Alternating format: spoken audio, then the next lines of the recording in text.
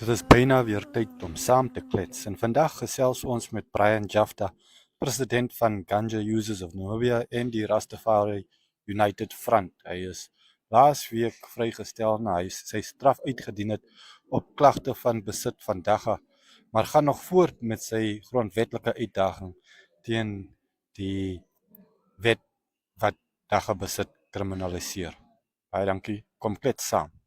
The separation of powers, the judiciary, they through the CPA, the Criminal Procedure Act, they prohibited the whole plant as it is in its whole form, the usage, the cultivation, the dealing, and as well as the possession.